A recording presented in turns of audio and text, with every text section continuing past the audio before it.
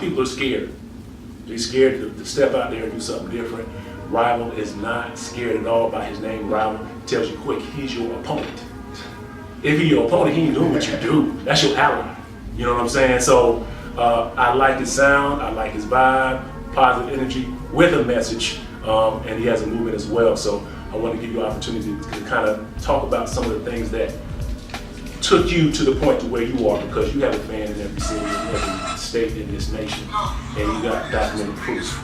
So tell them a little bit about that journey in your movement. You know, I wrote my first rhyme in 5th grade, and you know, on and off, tried to do stuff, and because I was intrigued by the hip hop culture. You know, Beat Street was like the all for me. You know what I mean? So, you know, I was into it from then on. But like, I always had this, what you were just speaking of, this fear of not being good enough, fear of rejection.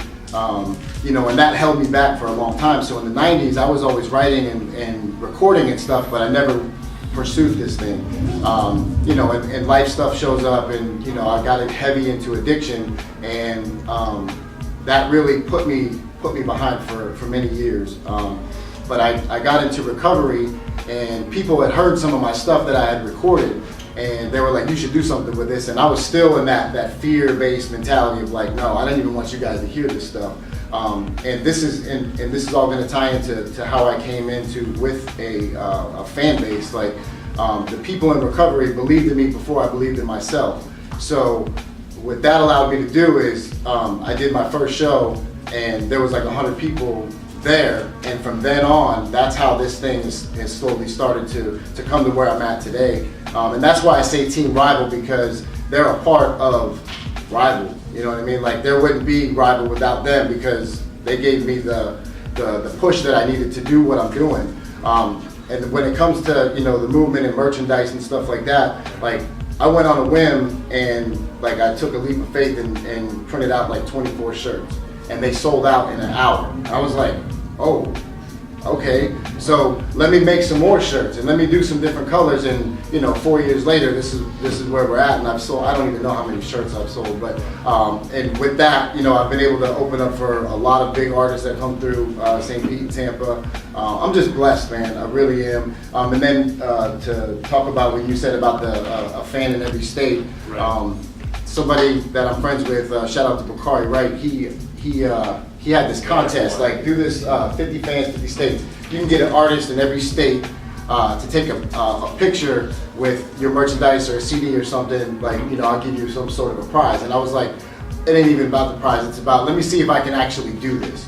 So I got 50 addresses to 50 different people that I didn't know, hand wrote a letter to each person saying, this is what I need you to do, you know, take a selfie with a picture in a well-known place, and man, I completed, and I even got some people from out of the country. So that experience in itself was like really, really dope. And it's like, man, it was pretty simple too. I mean, it cost a little bit of money, you know, for merchandise and postage and stuff like that. But the response from that, and being able to actually achieve doing that kind of a goal was pretty awesome, man. And there was two things I took from what you just said.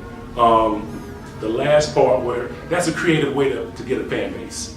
To handwrite in this internet age, to handwrite somebody, look their address up, send them something, you're taking a leap of faith on that. You know what I'm saying? But it can get done if you're not afraid to create your own fan base. Stop looking for a trend to hop on or a wave to hop on. If you are not afraid to start your own fan base, that's the next wave. You need to be the person starting the wave. But that takes work. 17 years. Getting signed and getting failed, growing a leg. All of these are part of starting a movement, okay? This What's Real Hip Hop, for me, it's a movement. For other people who don't know about it, it might just be something you watch once. But when you invest in yourself and others, like people on this panel, I always believe, and I always say, and Rob can attest to, a rising sea brings up all ships. They got their own ships, okay? But when this tide comes, it's gonna bring all of us up. You understand what I'm saying? And it may take a while. I mean, it may take a minute, but it's about that consistency, and if you fall, growing that other leg, and just putting in that work. There are no shortcuts. You can make smart moves, but there are no shortcuts. You're gonna have to get good at things you're not comfortable doing. You know, and that's what these movements are about. That's what this episode is about. This is what it takes to move. Okay, we're getting into the things that really make these movements work, and a couple of things kind of just stuck out. Either be authentic, don't be afraid to start your own fan base. But I want to hear a little bit more. I'm gonna switch up the introduction, switch up the rotation, as you could say. Vibes. I want to know, because there's a lot of things you didn't talk about that you actually do. You know what I'm saying? There's at least 4 or 5 things between the movies, the music, the shows, the interviews, the hosting, and I'm kind of interested in where are you really trying to take that, you know what I mean? Because there's so many things that Gen TV does. What direction are they headed, and where y'all trying to take it? One day I would love to see a Gen TV network, like an MTV, BET. I would love to see a Gen TV network. All the things that we do in movies, tours, interviews, we just trying to do it on a bigger level. Right. Just trying to get on bigger level, bigger platforms. I set small goals and I just keep stepping. Right. And it's been working. Also the networking, I'm not afraid to work with anyone. Right. I would love to work with another TV show, another photographer, another interview, because you have to network to get ahead. No doubt. That's the problem, with nowadays, everybody wants to do things yourself. You have to network to get ahead. Yeah. Point blank. And that's what we do. We stay networking, we do events to get people in the building, Right. mostly for artists to network, Yeah. but we take advantage of the situation also. Absolutely. And we keep climbing. Yeah, and when I say there's multiple things I pulled out of that, it's one of those things where, don't be afraid to outsource. You don't know how to make your own shirts. Outsource, come on, I mean really, outsource that work. People are so cheap, they don't want to do different things and actually create enough revenue just to give, hey, look, man, I'm not going to try to do all of this. You know what I'm saying? Some of this stuff I need to give to somebody else. I'm going to grow in this lane. With what you said, I also thought about creating your own instead of trying to get somebody else's. Because a lot of the time, and I'm gonna go a little deeper with this one, because when you try to buy into someone else's company, all you're really doing is saying, I believe in what you're doing, and I'm investing in you, but I'm not really gonna invest in me because I don't think that I'm really capable of doing as much as you're doing, or I don't want to.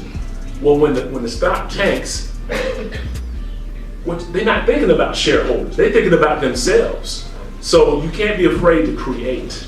That's the highest level. You can't be afraid. Can't be afraid to create, you know what I mean? But then when you tie it into that, working with other people, create don't mean you do everything yourself. You have to network and work with people who do different things as well. So it has to be a balance. I loved a lot of what you said, and sometimes people can't understand it because of the way it's phrased, but I just wanted to key in on things that I picked up as well. Infinite, I wanted to get into one of your latest accomplishments and congratulate you on that with the American Ninja Warrior. That is major, that is huge.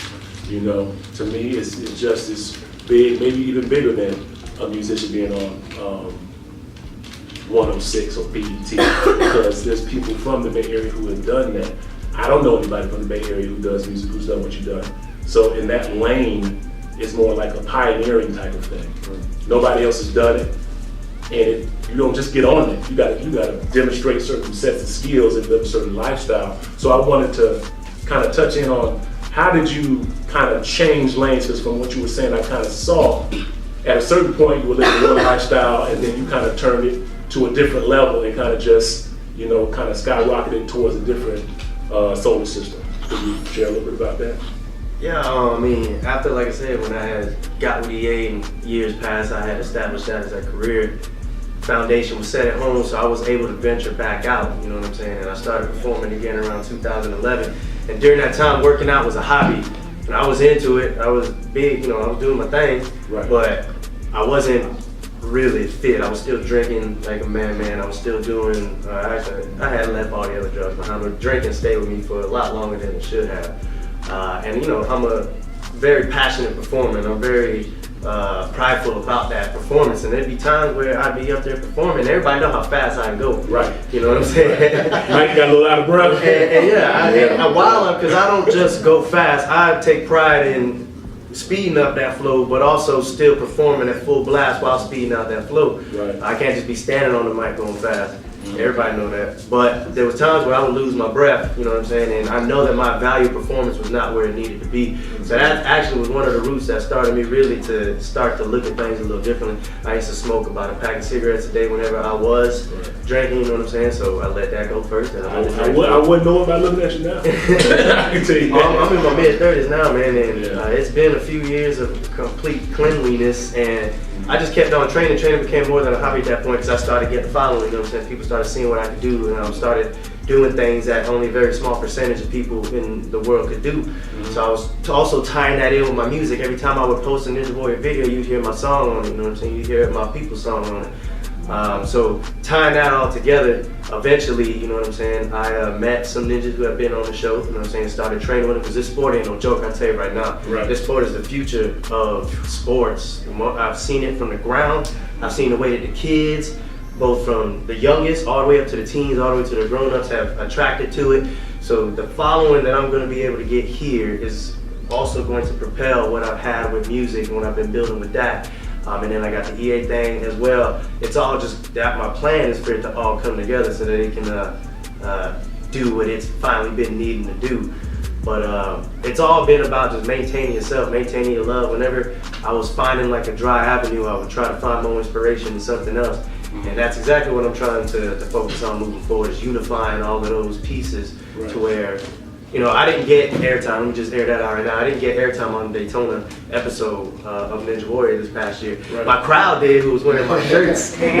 So they got on TV for about a good 7 seconds. It was the reaction to my fall on somebody else's, you know what I'm saying? But they were on the crowd, you know what I'm saying? So I was happy for that, but everything is all focused towards season 10, because again, everything happened so fast. From training to the NBA, getting on the show. That was my first competition, but this ain't no regular sport. There's national leagues that do competitions.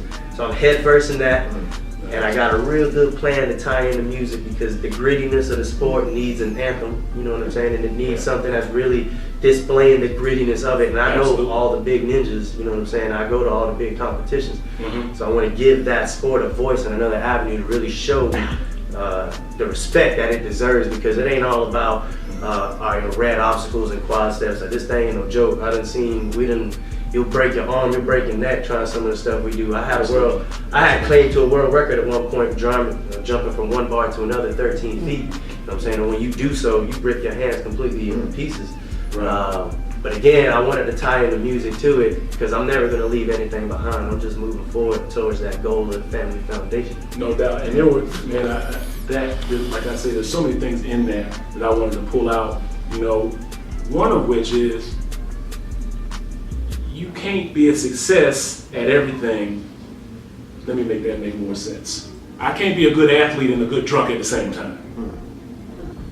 So if I'm gonna be good at this, I'm gonna have to fail at this. So you decided at some point, well, hey, I'm not gonna be a good drunk because I'm not gonna drink anymore. You know what I'm saying? I'm gonna be good at this, so I'm gonna have to put that to the wayside. Also,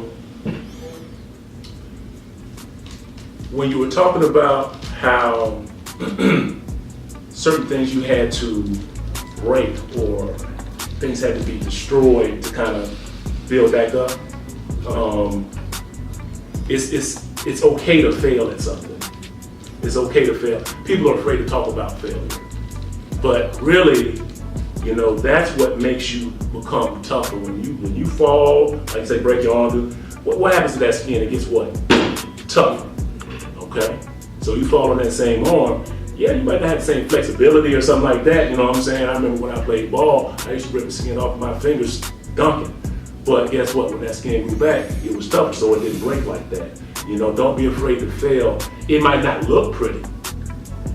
A lot of people want to look pretty, but hey, if you get to that level, man, I mean, you're gonna have some scars on you. You know what I'm saying? That means you went to war, and there's nothing wrong with that. Hey, big, for the biz, you need to have hands like this. You know what I'm saying? To get hands like this, you need to rip them about 400, 500 times, like all the way down to the skin. Then you get gorilla hands to where you don't really know. And that ain't strong as ever. Yeah, that's the sign of somebody who works strong hands, and hands look like you've been doing some work. So I appreciate that contribution. Rival, you do so many different things, but I think that the path you've chosen by creating your own fan base. And I'm curious because it took a minute for me to get you on the show, because it seems like you weigh out every choice a little bit differently than a normal person does. Sometimes I have somebody on the show, they kind of give me an instant yes or no. You know what I'm saying? Yeah, I can do it, no, I can't do it. With you, it's more like there's a process that you go through before you say yes or no to something. So I'm kind of curious about what that looks like for you, because a lot of people just make snap judgments about what they do and then wonder why it didn't work. Well, I think, like I said earlier, no pun intended, but it's about the vibes, you know what I mean? And, being ready for the opportunity when it presents itself. I'm not just gonna jump on something because I feel like I should or someone else thinks I should. And that's kind of how I've been doing this the whole time, you know what I mean? When it comes to, fan base and merch and all that other stuff, I think why a lot of people mess with me is because I spent a lot of time before getting into the music trying to be someone that I wasn't. And the more that I can be myself, the more I'm received, if that makes any sense. I'm just myself, and that's why you said earlier, looks like I'm having a good time. Like, I'm having a good time. I'm doing something that I've always wanted to do and that I'm passionate about. I don't make, like you said, I don't make snap decisions. Right. I just try to make smart decisions. Right, and I know you said something about earlier, you do what feels right. But one of the things that it's admirable that you evaluate what you do, and at the same time, it's like if it doesn't feel right, you're not afraid to say no.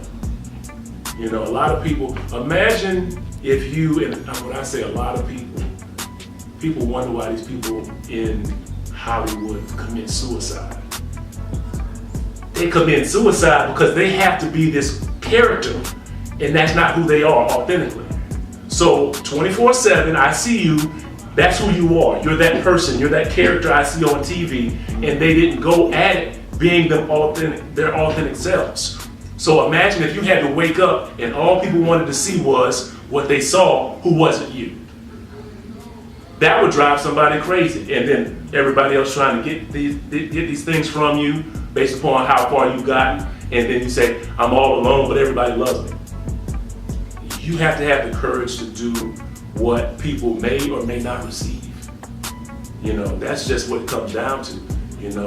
In your lyrics, do you have to cuss in every lyric to be accepted? There's a lot of people who feel like I gotta throw that, that B word, that F word, because that's what everybody else is doing. I gotta bring on a reggae artist because reggae popping right now. You know what I'm saying? These decisions based upon a lack of faith in themselves, and it'll catch up with you, because if you don't make it and you do it, who you got to blame? Ain't nobody tell you to do that. If you are your authentic self and did make it, you can feel that much better about what you're doing. And these are some of the things that I think propel a movement to a different level. Being yourself, having that moment where you're saying, you know what, I'm not afraid to fail, and I'm gonna grow another leg every time one leg is broken. So to wrap this thing up, real deep episode, real good episode, I'm gonna give everybody an opportunity to kind of say what they're doing and give their information about how to follow those movements if you're not already a part of it. Once again, thanks for having me on the show. Rival727.com. All social media is Rival727. The next project I have coming out drops December 2nd. I'm partnering with someone from Atlanta named Shred TBT. It's called Varsity Champs, so check for that. And like I said, www.rival727.com. No doubt. Thanks for coming. Thank you. Yeah. Hey, this my dog. My dude. It's my dude now, right? We definitely doing work. Yeah. You ready? You gotta tell them where you at, man. Tell them where you Right, at. man, Rich Infinite. So this is part 2. I do albums like nothing. I'm old, music's always gonna be a part, so I got 2, 3s coming out like later this year. I already got 2 videos out pushing that. Got shows all year. I'm working on NBA Live right now. The free demo's dropping August 11th, so make sure that y'all pick that thing up because it's gonna be big for basketball games. We bring it live back. I'm working hard towards American Ninja Warrior Season 10. You know what I'm saying? You're gonna be seeing me competing all through the year, taking down these ninja competitions, at least attempt to, and trying for that Season 10 where I'm bringing my wife with me. So it's gonna be much more of a family affair. And then again, I'm working towards Richie Infinite 3, which will be out soon. I got videos coming, and again, that anthem that I'm trying to tie in for the ninjas, that's gonna be my next big focus. I'm gonna put so much focus around that, it's not even funny. It's coming. Music always has to have your heart in it, and this is where my heart is right now, so No doubt. that's that. Yes, big business. Thanks for having me on the panel today. I go by the name of Vibes SVG. You could check me out on any social media, Vibes SVG, Gen TV. Me personally, I got reggae music, soca music all over the world, iTunes. You know, any music genre, I'm there. Check me out on gentv.com. We're live on TV in New York. We're live on TV in Florida. We're trying to get on every channel, every station, all across the world. We're doing movies. We doing web series, documentaries, everything under the sun. Gen TV. We making moves here, and glad to have everybody, blessed to have everybody here, and the studio audience, all of that. Thanks for coming. And this is what's real hip hop. More coming soon.